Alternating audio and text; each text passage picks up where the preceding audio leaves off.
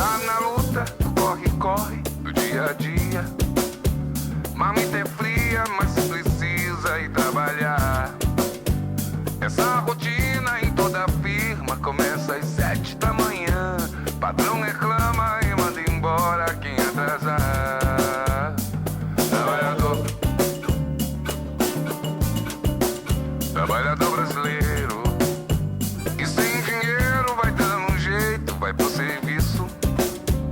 É compromisso, vai ter problema se ele faltar. Salário é pouco, não dá pra nada, desempregado também não dá. E desse jeito a vida segue sem melhorar. Trabalhador brasileiro, trabalha igual burro e não ganha dinheiro. Trabalhador brasileiro, trabalhador. Olá amigos e amigas, começando esse programa Sindicatos em Movimento, programa feito para você, trabalhador friburguense, e para toda a população de nossa cidade. Ele tem o patrocínio do Sindicato dos Trabalhadores Bancários, Sindicato dos Têxteis, Sindicato da Construção Civil, Sindicato de Metalúrgico. Ainda temos o apoio dos químicos, professores, do CEP. Esse programa traz os assuntos das categorias, pertinentes a cada categoria, mas também queremos discutir o que está acontecendo na nossa cidade, os assuntos da nossa cidade. O trabalhador que constrói o dia a dia da nossa cidade, que tem problemas na saúde, no transporte, na educação, e a gente traz aqui esse programa para fazer esse debate. Nosso telefone é 2522-2266, 2522-3164. Nós temos nosso e-mail, sindicatosemmovimento@gmail.com, ou você também pode assistir a reprise desse programa lá no YouTube, né? Só você botar PGM, Sindicatos em Movimento, você vê a reprise dos programas. A gente peça que você compartilhe na rede, discuta com a gente, é importante. O programa é feito para você e com a sua participação ele fica mais interessante. Hoje, especificamente no programa, nós temos a presença do nosso companheiro, amigo e, ao mesmo tempo, vereador da nossa cidade, Cláudio Damião. Olá, Cláudio, tudo bem? Oi, Edil, tudo bem? Cumprimento a você e cumprimento aos nossos telespectadores. É uma satisfação participar do programa feito para o trabalhador, feito para a nossa população, que, como você mesmo sabe, no final paga a conta, né? Então, se as coisas estão caminhando bem, se beneficia, e quando não caminha bem, paga a conta e sofre as consequências. É verdade. Cláudio, a gente vai aqui hoje, vamos explorar bem nesse programa a questão da saúde do nosso município. Você sabe muito bem, você melhor do que eu, né, porque você está batalhando em cima disso, a saúde do nosso município ela tem passado por muita dificuldade. Todas as áreas, nós tivemos recentemente aí uma manifestação dos funcionários da saúde, juntamente com o movimento social, nós fizemos um abraço ao Hospital Raul Sertã. Nós fizemos um ato público na praça para mostrar para a população a situação. Ontem, para você ter ideia, eu conversei ontem com a Terezinha, que é do Conselho Municipal de Saúde. Só ontem tinha acontecido 8 óbitos no Hospital Raul Sertã. Número muito alto, né? Devido a diversas situações que estão acontecendo e a população hoje está em risco, de fato, pela falta, não pelos profissionais. A gente tem que deixar bem claro que não são os profissionais estão fazendo o máximo que eles podem fazer, mas os profissionais está faltando medicamento, faltando estrutura, faltando vontade política de se resolver as questões. Então, realmente a saúde passa por um momento muito difícil, na verdade. Edil, eu acho que até os profissionais estão sob risco. Na medida em que um enfermeiro, um médico, um assistente trabalha sem ter equipamento adequado, né, com material, quando tem o material de qualidade duvidosa, ele também se coloca em risco. Tem uma caixa chamada de Scarpac, que é onde você, depois de utilizar as seringas, coloca elas ali, deposita para ela poder ser descartada.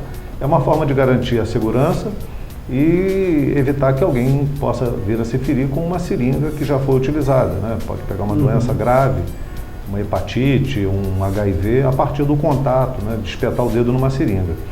E o hospital e as unidades de saúde do município não tinham esse equipamento. Estavam colocando em sacolas, em galões improvisados. Você vê que coisa absurda. Eu recebi a denúncia de que num determinado lugar estavam jogando no lixo, direto no lixo. Aí imagina que vem uma faxineira, vai fazer a limpeza do local, espeta o dedo e se contamina. Então ele passa a correr risco. Então a população de Friburgo hoje está mal atendida do ponto de vista da saúde, né? Os médicos, os enfermeiros também passam por dificuldades. Evidente que tem médico mais envolvido e outros menos envolvidos na solução dos problemas, mas de modo geral todos correm risco. E eu venho, desde 2013, o início desse mandato, requerendo informações sobre procedimentos, exames, compra de medicamentos, sobre várias coisas. E muitas coisas a prefeitura não responde. Não responde, Gil. Eu não tive outra alternativa, senão em dezembro de 2014, propor a investigação através de uma CPI. Antes da CPI, porque até continuando nessa ótica do hospital, eu tive na quinta-feira passada, foi o Alzei, que é presidente do Sindicato dos Trabalhadores Químicos, ele estava sentindo muita dor e aí ele pediu para que eu o levasse ao hospital. Eu levei ao Sertão, ele foi muito bem atendido pela médica, com toda aquela dificuldade da fila, daquilo tudo, mas como era uma emergência, né, porque estava com uma dor no peito, ele tem 50 anos, é um negócio preocupante. A médica, a equipe de enfermagem, eu notei claramente isso que eu estou falando, porque você estava falando, antes da gente entrar na sua proposta da CPI, eu notei claramente os atendentes lá do posto de urgência, que fizeram o procedimento com eles de aplicar o soro, não, em momento nenhum usaram luva, os equipamentos, não parecia que a qualidade do equipamento parecia meio duvidosa. Realmente eu fiquei muito preocupado, isso deve assustar. Imagina a gente que já tem uma militância, que já tem uma cobrança, então quando vê a gente já trata de forma diferenciada. O trabalhador simples, a população simples que chega lá, realmente fica numa situação muito difícil, não é verdade? Pois é, você, numa situação dessa, já observou uma questão que é grave, né? Certos procedimentos requerem a proteção do profissional, né? E havia denúncias de falta de equipamento, dos insumos, né? Dos chamados insumos. Vai aplicar soro.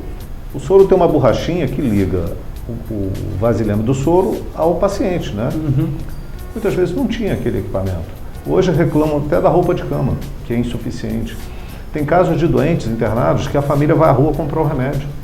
Então, com isso, eu percebi claramente que a gente precisa mesmo alertar a população dos seus direitos. E a gente tem acompanhado o seu mandato, né, através do movimento social, você vem desde 2012, né, já batendo nessa tecla da importância de uma comissão que investigasse essa situação, né? E a gente, para surpresa nossa, a maioria dos vereadores não assinaram, né? Não assinavam e não assinaram a CPI. E agora, com essa nova situação que hoje você conta com 8 assinaturas para a CPI, o presidente já disse que vai instalar isso. Como ele disse publicamente, a gente espera que se cumpra a palavra, né, que vai instalar a CPI. E recentemente também o jornal Voz da Serra publicou uma entrevista com o Dr. Luiz Fernando. Ele disse que vai assinar também a CPI para provar que ele não tem nada no então daria 9 assinaturas. Né?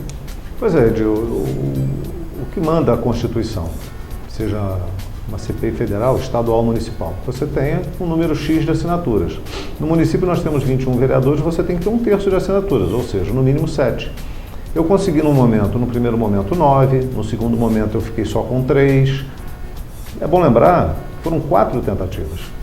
Agora, eu não posso esquecer do apoio incondicional do movimento social, do movimento sindical, de associações e da população. Nós conseguimos 16.500 assinaturas, isso não é pouca coisa.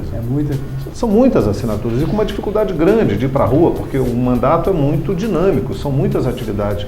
Ainda assim a gente ia para a rua, vinham as pessoas solidárias, passaram ali advogados, médicos, professores, trabalhadores de todos os ramos, né? Jovens, estudantes. As pessoas estão indignadas da maneira como estão sendo tratadas os doentes, os pacientes nas unidades de saúde e no hospital em razão da falta de prazo de determinação para a realização de procedimentos, cirurgias, falta de exames, a falta dos insumos, a qualidade do serviço que é prestado fica a desejar em razão dessa falta de todo esse material. Eu acompanhei casos de idosos lá internados há 1 mês, 2 meses, 3 meses, aguardando uma cirurgia, às vezes uma simples cirurgia de fêmur, um pequeno procedimento. Há uma lista de serviços não prestados, às vezes uma radiografia, o hospital não está fazendo. Quer dizer, isso é muito grave, isso faz com que o doente amplie o seu quadro, né, que já pode ser grave, ele se prolongue e acaba adquirindo outras doenças, ou ele sai do hospital sem a cura e vai para casa e vai morrer em casa, ou ele vai buscar um outro tipo de procedimento, tendo que vender coisas para pagar uma consulta particular, pegando empréstimo para fazer um exame que a rede pública deveria oferecer. Isso não é uma coisa simples de resolver, eu entendo, mas a crise tem se agravado. O prefeito assumiu o mandato dizendo para resolver e a saúde é prioridade. Disse que viria uma equipe do Rio de Janeiro para colocar em dia os procedimentos cirúrgicos, os atendimentos, e o que nós vimos de lá para cá foi uma degradação permanente da saúde. Isso nós temos que botar um fim. Agora, eu te pergunto o seguinte: se o dinheiro está na conta do município, enviado pelo governo federal, participação do governo do estado, mais o dinheiro investido pelo município, que não é pouco, diz ao secretário que investiu 50 milhões além dos 15% obrigatórios, diz ele que está investindo 40% do orçamento na saúde, ele é obrigado a investir 15%, ou seja, ele botou aí mais 25%, além dos 15%. E não compra remédios, não tem manutenção dos equipamentos médicos, não tem os insumos necessários, você mesmo falou da falta de luva, estava faltando papel higiênico, papel toalha, álcool gel, coisas simples, às vezes um remédio para dor de cabeça, não tinha fita para medir glicemia, uma situação alarmante. Às vezes até os materiais para limpeza necessários, né, que são importantes que sejam fortes na sua formulação para conter as bactérias, né, a contaminação hospitalar, também não tinha, ou tinha um material de segunda classe, de segunda categoria. Mas você fala aí assim, que o prefeito, e a gente reafirma aqui, o prefeito ele foi para os programas eleitorais, ele disse que ia dar um choque na saúde em janeiro, quando ele assumiu esse choque na saúde. E aí o choque não aconteceu, teve, inclusive se chocou, alguém morreu, deu choque, alguém morreu. As pessoas estão morrendo, como você disse. E outra coisa é o seguinte, também depois veio uma equipe chamada SOS Saúde, SOS Saúde, que era para fazer um levantamento, um diagnóstico. Esses relatórios, que foi feito, eu sei que esses relatórios não aparecem, o movimento social não teve ação. Pois é, eu requeri a cópia desse relatório com as orientações que, em tese, teriam sido formuladas pelo SOS Saúde. Primeiro é bom dizer que o SOS Saúde foi recebido aqui com tapete vermelho e banda de música. Eu lembro. Fizeram uma encenação danada de que eles estavam aqui para fazer um relatório, um apanhado de todas as unidades e apresentar com esse relatório as alternativas, os caminhos a serem seguidos. E nós não tivemos notícia depois que eles foram embora de nenhum tipo de procedimento adotado a partir da vinda do SOS Saúde, que é uma estrutura do governo do estado. Eu pedi cópia e não recebi. Além disso, foi contratada uma empresa chamada INDG Falcone. É isso que eu ia falar, o Falcone também fez. 2 milhões e 21 mil. 2 milhões e 20 mil, não tem um valor aí quebrado que eu não me lembro exatamente quanto é. E teve uma participação também da iniciativa privada, o que daria em torno de 2 milhões e 800 mil. Eles formulariam alternativas para melhorar a saúde econômica do município, a arrecadação, e também formulariam para a saúde. Em torno de 300 mil seriam em torno de um trabalho que seria prestado para a saúde. Você pergunta, você pede cópia, você requer informações e você não obtém. Então, esse já é o terceiro relatório, porque em 2009, o doutor Heródoto, quando tomou posse, trouxe para cá a Fundação Oswaldo Cruz. É verdade. A Fiocruz. E o secretário, Carlos Rubens, na época, apresentou também um relatório. Ele fez um estudo de toda a rede, de toda a estrutura e apresentava soluções. E até eu tenho esse relatório, ele deu a cópia, ele não escondia essas coisas. Eram soluções até razoavelmente baratas, em vista do que precisava fazer, formular, preparar as pessoas, enquadrá-las dentro de plano de cargos e salários, enfim. Toda essa estrutura de saúde foi reformulada por ele. Ele não conseguiu aplicar. Ficou lá uns 4, 5 meses, no máximo 5, 6 meses. Eu tenho a impressão que foi por aí, entre 4 e 6 meses. Foi exonerado, ele foi embora daqui e o relatório acabou não tendo serventia nenhuma. Então não há uma progressão no processo de melhoria da qualidade da saúde por falta de um investimento financeiro, mas também intelectual. A gestão, então, está totalmente dissociada de esfacelada. Não existe uma gestão, não existe um planejamento de ações, como que vai se dar, a ingerência da sociedade, o próprio conselho também está sendo colocado à margem. Realmente a gente está em crise, a saúde está realmente em crise. A gente vai ao intervalo, Cláudio, e no segundo bloco nós vamos falar basicamente da questão da CPI, da instalação da CPI, porque é importante para você, trabalhador, entender que o Cláudio, através do mandato com outros vereadores, tem levantado isso tudo que ele está falando, elementos concretos. Até então a argumentação é que não tinha nenhum fato determinado. Só você ser atendido por um profissional sem a luva, para mim já é um fato totalmente determinado, já deveria ter acontecido a CPI. A gente vai ao intervalo e a gente volta no segundo bloco conversando com o vereador Cláudio Damião. Trabalhador brasileiro, trabalhador. O Sindicato dos Trabalhadores da Construção Civil do Centro Norte Fluminense, com sede em Cordeiro, na Rua Padre André Boaventura 19 Centro, telefone 2521-1212 e em Nova Friburgo, na Rua Aristão Pinto 91 Centro, telefone 2528-7314. Oferece para você, trabalhador da construção civil, atendimento médico, odontológico, jurídico e muito mais. Venha nos fazer uma visita. Sindicato dos Trabalhadores da Construção Civil, há 80 anos lutando pelos seus direitos. Juntos, somos muito mais fortes. Não fique só, fique sócio, sindicalize-se. Trabalhador brasileiro, trabalhador. Olá, amigos e amigas, voltamos com o programa Sindicatos em Movimento. O programa é patrocinado pelos sindicatos bancários, Sindicato do Estado, Sindicato dos Trabalhadores da Construção Civil e Sindicatos Metalúrgicos. Temos ainda o apoio dos químicos, professores, do CEP. O programa é feito para você, trabalhador, e também para toda a população. Nosso telefone é 2522-6597, nosso e-mail sindicatosemmovimento@gmail.com, ou então você pode assistir lá no YouTube. Em breve nós estaremos com uma página no Facebook também. No primeiro bloco nós estamos falando um pouco sobre a saúde do município. E nós estamos entrevistando hoje o vereador Cláudio Damião, vereador que propõe uma CPI da saúde em nossa cidade. Vereador, nós do Movimento Social estivemos acompanhando junto com o senhor no sentido dessa necessidade de fato de uma CPI. É um dos argumentos, a gente estava falando no primeiro bloco, que os argumentos do governo e de alguma parte de vereadores dizendo que não existia um fato determinante, né?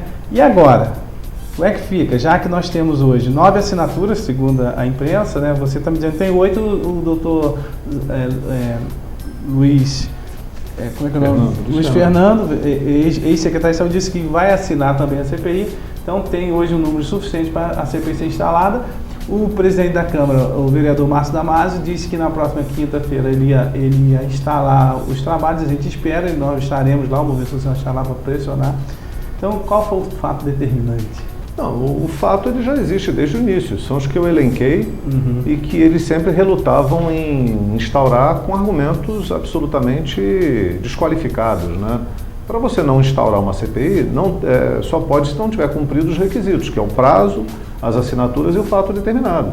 E o fato determinado que eu informo é a falta de medicamentos, no caso, então eu quero saber as razões, as licitações, por que elas não acontecem, a manutenção dos equipamentos médicos, por que não tem manutenção e se tem, por que não tem contrato, licitação, da mesma forma o remédio. Só para você ter uma ideia, a última licitação de remédio que eu encontrei na página da Prefeitura se deu em 2014, em fevereiro, num valor em torno de R$200 mil, que valeria, segundo eles, por 4 meses. E aquilo de lá para cá não teve mais? Não teve mais, nós não localizamos. Então, se estão fazendo compras emergenciais, tem que ter uma razão que explique. E aí nós temos que entender por que não licita. Montaram uma licitação a coisa de 2 meses. O Tribunal de Contas barrou, porque o preço estava acima do preço de mercado. Então, assim, a cotação estava errada. E por que leva esse tempo todo para deixar as pessoas num estado de sofrimento, de amargura, de angústia, sem ter os remédios? Por que exames, né, simples, endoscopia, ultravaginal, coisas dessa natureza, eu não sou do ramo médico, mas eu tenho uma lista grande, não estavam sendo feitos e alguns continuam não sendo realizados? Por que não licitou, não abriu o processo junto às empresas que fornecem o serviço, ou mesmo o hospital, naquilo que lhe cabe fazer também? Por que nós ficamos sem sangue? Né? Olha que situação. Então, existem inúmeros fatos determinados. Só que eles ficavam alegando que eu estava alargando demais os fatos determinados, que seriam excessivos. Isso é uma falta de vontade política. Falta de vontade, eles não querem. De fato, eles estão protegendo o prefeito para que não se faça uma investigação na saúde. Agora, é do papel do vereador esse trabalho de investigação. Então, nós fomos reduzindo, hoje nós estabelecemos como fato determinado, que já tinha na primeira proposta de CPI, a questão da compra de medicamento e a manutenção do equipamento médico. Além disso, a omissão e negligência do poder público. São dois fatos determinados, presentes desde o início também. E incluímos uma lei do vereador Renato Abirrâmia que trata também da compra de remédio e que seja remédio com qualidade. Então isso já estava inserido dentro da questão da compra de remédio, mas nós salientamos através da lei do Dr. Renato Abirrâmia. E depois dessa pressão toda das ruas, do movimento social, fizemos uma audiência pública, né, que vocês participaram. Por fim, a Câmara, o presidente, eu entreguei pela 4ª vez, e ele no dia 13, agora desse mês, disse que acolheria. Né, que acolheria, pediu para que apresentassem os nomes, deu 2 sessões. No caso, nós temos essa semana para apresentar cada bloco legislativo o nome do integrante dessa CPI, e eu espero que eu possa participar. Defendo inclusive o meu nome para presidir, uma vez que eu sou o autor, e espero que não seja uma CPI chapa branca. É isso que eu ia falar para você, porque, por exemplo, agora a instalada CPI, né, isso aí para a população entender, os trâmites são esses: você entrega ao presidente, né, com as assinaturas, com o fato determinante, que segundo ele tinha que ter, aí você instala a CPI. Agora, quais são os próximos passos? Né? Isso que é para a população estar ciente, isso é como que podemos dar, além das 16 mil assinaturas que existem, que para mim já é pressão suficiente, um vereador, um político, né, que se diz representante do povo, que recebe em sua mão 16 mil assinaturas, dizendo que querem investigação de determinado fato, já é o suficiente, representatividade suficiente para ele instalar. E quais são os passos, assim? Pois é, o primeiro passo foi cumprir todos os requisitos, protocolar na casa. Agora ele acolheu, ele não podia ter outro procedimento, né? Ele vinha tomando medidas erradas e a gente combatendo, e aí, quer dizer, ele ficou num desgaste esses meses todos de dezembro até agora. E ele pediu, olha, vou instaurar, eu quero que os blocos partidários que compõem a Câmara apresentem os nomes dos membros que vão participar. Do nosso bloco, que são 3 partidos, nós vamos apresentar, e o bloco tende a me apontar como o representante do bloco, e vou também requerer a presidência da comissão. E os demais blocos vão apresentar os nomes. O que tem nisso? É democrático? É. Mas corre o risco dessa representação ser uma representação de 4 vereadores da base do governo. Isso pode acontecer. Então, se eles já insistiram em não instaurar a CPI, eles podem também, por dentro, dificultar o trabalho da comissão. Né? Eu não estou aqui pré-julgando, mas pode acontecer. Então, vai ser um exercício muito exaustivo para a gente chegar a contento, né, aos resultados que a gente espera, de apurar as responsabilidades que vão até culminando nas mortes, né, por falta de medicamento, de insumo, de manutenção de equipamentos médicos e as omissões e negligências do qual nós falamos. E uma situação que a população recebe, nós, no Movimento Social, em 2014, nós coletamos cerca de 10, quase 11 mil assinaturas, pedindo uma CPI da questão da água e do esgoto na cidade. Por que a gente pedia naquele momento? Até para fazer esse link. A gente pedia porque a gente sabe muito bem que a população está pagando 100% de taxa de esgoto, e a gente sabe que não tem 100% e esgoto não é tratado devidamente na nossa cidade. Mas a população já está pagando. Sim, é muito bem. A população já está pagando. Então, lá no Catação mesmo, do Catação, sabe onde é aquele córrego ali? As pessoas têm aquela foto que, além do mau cheiro, é uma questão de saúde também, né? O mau cheiro e o nível de água ali é horrível. E aí o que acontece? Nós coletamos 10 mil assinaturas, entregamos, eu que fui representando o movimento social naquela época, entreguei na mão do vereador Márcio Damasio e ficou engavetado até hoje. Mais de ano, né? Mais de ano. O vereador Zezinho do Caminhão, junto com outros vereadores, você também está nessa proposta, apresentaram, pegando essas 10 mil assinaturas, mais alguns elementos que eles conseguiram levantar, principalmente sobre a ética de olaria, que aquele tratamento ali é irrisório. Aí eles apresentaram e a presidência, para minha surpresa, aí que eu quero chegar, porque para fazer um link das 2 CPI, minha surpresa, 19 vereadores assinaram de pronto a instalação da CPI. De 21, 19, inclusive o presidente. Isso me deixou com a pulga atrás da orelha. Chamou muita atenção, né? Por que me deixa com a pulga atrás da orelha, vereador? Não questionaram, não fizeram como a da saúde, que negaram durante 3 vezes. Né? Então, ele estava com 14 mil assinaturas, com 11 mil assinaturas desde 2014, o presidente. Agora o vereador Zezinho, com todo o seu trabalho, com o vereador Gabriel, o Wellington, fizeram um levantamento de elementos para apresentar a CPI. Eles aceitaram. Agora eu vou ler para você, vereador. Não tem por trás dessas 19 mil assinaturas, eu aqui de fora, o Movimento Social pensando assim, será que não estão querendo desviar o foco? Será que eu fico preocupado, e a gente chamar a atenção do movimento, é fundamental a CPI da água e esgoto, claro. Fundamental que aconteça e a gente vai estar aqui pressionando, como sempre pressionamos para acontecer. Mas será que essa CPI, essas 19 assinaturas, não está com uma estratégia de desviar o foco da CPI da saúde? Olha, é possível, né? A gente vem trabalhando essa questão da água há muito tempo, né, Edil? Antes mesmo de eu ser vereador. Uma das brigas... Né? Nossa, briga de muitos anos. Desde a privatização da água, a gente vem brigando contra esse monstro, né, que tomou conta da cidade.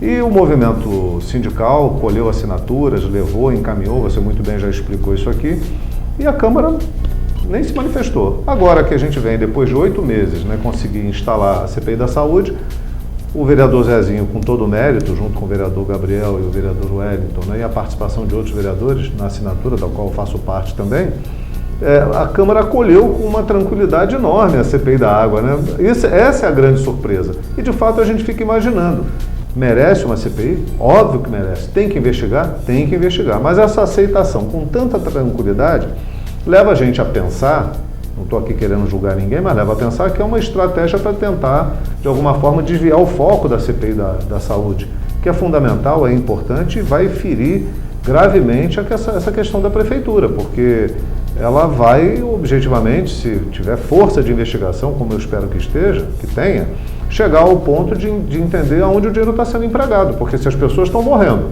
todo dia nós temos óbitos. Filas de atendimento que não são de pessoas que não são atendidas, aguardam 1 ano, 2 anos, como eu tenho vários relatos, não é? É verdade. E onde está o dinheiro se o prefeito diz que está investindo um caminhão de dinheiro na saúde? Porque se você, até para o telespectador entender, porque, por exemplo, a CPI da água, fundamental, você está pagando sem ter o devido tratamento, é uma questão de saúde pública mesmo, uma questão de tratamento de esgoto, tudo isso já deveria ter acontecido há muito tempo na cidade, isso já, o governo federal disponibilizou recursos. É uma preocupação porque hoje existe uma terceirização do serviço através da Águas de Nova Friburgo. Mas a CPI da saúde preocupa mais porque são milhões que chegam no município diretamente para a conta do município, que ele, através dessa conta, gerencia, deveria gerenciar, né, que eu não sei nem como é que anda isso, gerencia, e isso aí realmente pode ser mais preocupante, uma vez que aí pode acontecer as improbidades administrativas, pode acontecer aí os desvios, a gente pode ver aí, tem aí hoje a nível nacional o Ministério Público, né, investigando tudo. Se a CPI levanta muito bem os dados, isso pode chegar a complicar a vida de pessoas. Edil, na CPI da tragédia, que eu também propus e presidi junto com o acompanhamento do vereador Pierre, que foi o relator naquela ocasião, nós fizemos um trabalho de boa qualidade, muito bom trabalho, e nós identificamos problemas exatamente na manutenção de equipamentos médicos. Havia fraudes ali gravíssimas e o valor empregado para a manutenção do equipamento é de alguns milhões de reais. Então nós estamos falando de dinheiro público mal utilizado. Eu vou citar um exemplo de uma coisa que aconteceu e até hoje eu não obtive resposta. Houve um dia uma falta de luz no Hospital Raul Sertã, o gerador de energia que deveria funcionar não funcionou. Quer dizer, olha um problema de manutenção. Nas unidades lá onde estavam internados pacientes graves com respiradores, os respiradores desligaram, as baterias dos aparelhos não funcionaram e tiveram que usar o pulmão manual, que eles chamam de ambusar o paciente. E ficaram lá bombando, me disse lá um enfermeiro que só tinha um equipamento para um grupo de pacientes, e eu cheguei a receber a notícia de que 3 teriam falecido em razão dessa situação. Pedi a cópia dos procedimentos, a cópia do livro de registro, não me deram, negaram as informações, abafaram o caso. A muito custo, chegou um dia debaixo da minha porta a cópia de um dos livros, que dava conta de que um paciente tinha morrido, e a razão era exatamente o fato de ter faltado energia elétrica. Se alguns outros morreram e outros setores registraram, eu não sei. Então, a manutenção é importante. Olha, se tivesse manutenção, o gerador de energia funcionaria. Se o gerador não funcionasse, as baterias dos equipamentos, dos respiradores artificiais funcionariam. Agora não funcionou nada. Então pode ter outros equipamentos também necessitando de manutenção, não tendo a manutenção e as pessoas pagando por isso. Eu queria só rapidamente também, Edil, só pra gente, eu ia entrar nesse assunto. Uma vez que instalada a CPI, você tem um espectro muito amplo para se discutir, não é verdade? Desde a questão do atendimento, a aplicação das verbas, tudo isso. E a gente espera aí que o movimento social ele esteja acompanhando. Uma das brigas nossas aí do movimento social, junto com o pessoal de Olaria, é em relação àquele post lá do SAS em Olaria. Olaria é um bairro grande, né? Muito, muito grande. E aí o governo vem e tinha uma proposta da construção de uma UPA em Olaria, transfere essa proposta para o pátio do Raul Sertã, que eu não entendi, se já tem uma unidade ali para que montar outra, e deixa um prédio como aquele lá obsoleto. Existe já uma discussão, um movimento social que pedindo essa questão da Olaria, não é verdade? Eu estou só reforçando a ideia de que a população participe, se manifeste junto ao prefeito, aos vereadores, com relação à necessidade de retomar o prédio do SASE. Lá funcionaram vários ambulatórios, né, no município, com atendimento diversificado, atendia a população de Olaria, se somava ao posto de saúde de Tunicaçuca, que também fica ali na Vicente Sobrinho, e que está, de certa forma, sucateado. Você vai lá, você vai ver a deficiência também da prestação do serviço, do equipamento. Não fosse o corpo profissional, que é excelente, as pessoas não teriam atendimento nenhum. Então, a ideia da prefeitura, de cobrar da prefeitura, que mude o seu posicionamento com relação a essa UPA dentro do Raul Sertã e leve para Olaria, é uma questão até estratégica, porque a população de Olaria não vai precisar se deslocar nesse trânsito confuso e não vai engarrafar ainda mais aquela avenida ou a General Osório, que já está bastante sufocada, e além disso não vai criar mais um problema, porque onde vão ficar os carros que estão no pátio do Hospital Raul Sertã, né?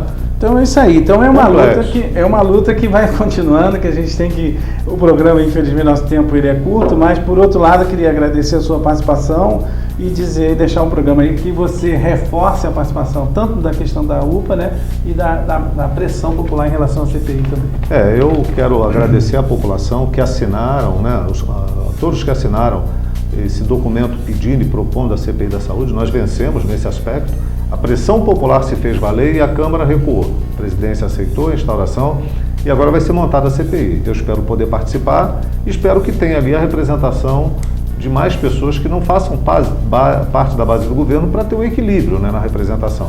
E mais do que isso, eu quero que a gente tenha liberdade e apoio da Casa Legislativa para ir a fundo na fiscalização, independente dali se é uma casa cuja maioria seja governista.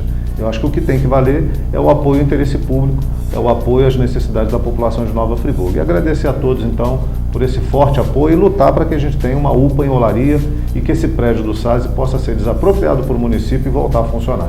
Obrigado. Eu agradeço a sua participação e reforçar aqui para os trabalhadores, para a população, nada cai do céu, né? As coisas só vão acontecer diante da pressão, da organização. Pressione o seu sindicato, a sua associação de moradores, né? Se organize e vamos ajudar. Se a gente fizer pressão, com certeza a Câmara vai atuar em defesa dos interesses dos trabalhadores. Não é fácil, mas a gente pode tentar e continuar.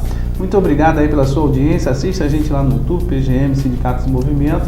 E até o próximo programa, se Deus assim permitir. Está na luta, corre do dia a dia. Marmita é fria, mas precisa ir trabalhar.